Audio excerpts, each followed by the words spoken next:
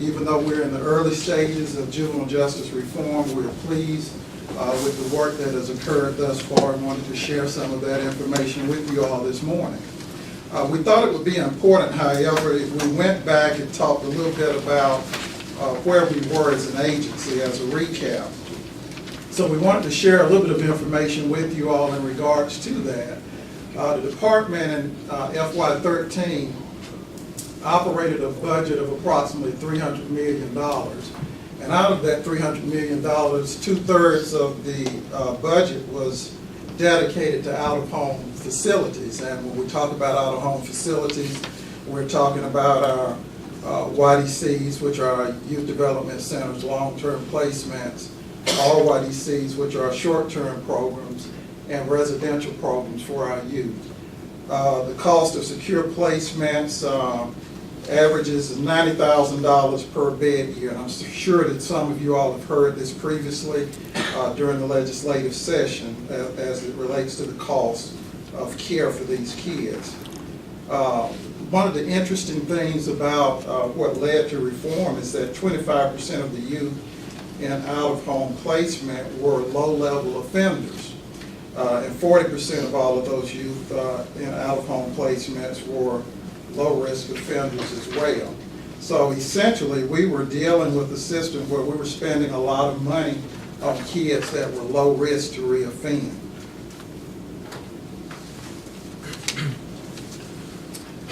So this brought about House Bill 242, the Children's Code, and we wanted to highlight a couple of things in regards to that.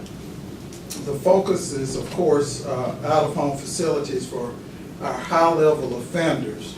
One of the focuses of the legislation is to prohibit status offenders and certain misdemeanors from residential commitment. That piece was extremely important because, as it was just previously shared with you all, we had a lot of low-risk kids that were in our care. It also establishes a voluntary fiscal incentive grant program. Joe Vignati will talk more about that in a few minutes. And it created a two-tier system for our designated felons. Previously, the old code allowed the courts to sentence youth from anywhere from 0 to 60 months in care. Under the new system, we have two tiers. Class A, the courts can sentence up to 60 months in that category. For Class B, up to 18 months secure confinement. So it gives us some latitude based on the offenses that the youth may have committed. We were not doing well with recidivism, so we wanted to make sure that we were focusing on reducing recidivism. So we wanted to ensure that programs are focused on providing proven methods to reduce recidivism. So we have done a lot of work on implementing evidence-based practices to address that. And we require the use of risk assessment instruments to make sure that those kids that are being aligned with those services are medium or high-risk youth, and that we're not putting low-risk offenders in programs that will ultimately lead to them recommitting new offenses.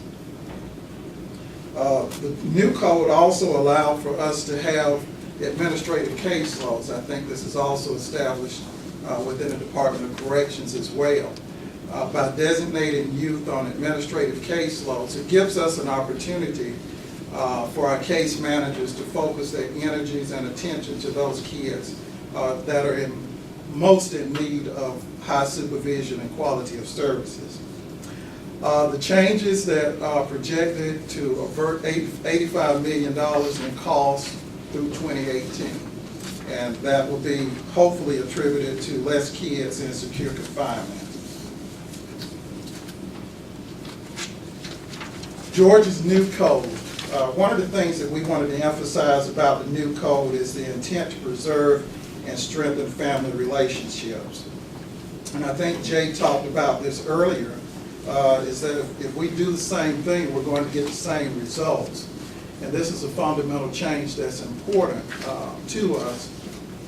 Previously, in the old system, we focused on treatment and rehabilitation. I think the big disconnect, however, is that our families were not as engaged in that treatment and rehabilitation, which led to some challenges as it relates to preserving and strengthening those families. So the changes that we have implemented allows those families to be actively engaged in treatment, because the kid will of course be at home receiving a lot of those services. Through this process, we have not surrendered the public safety component of our mission. That still continues to be a focus.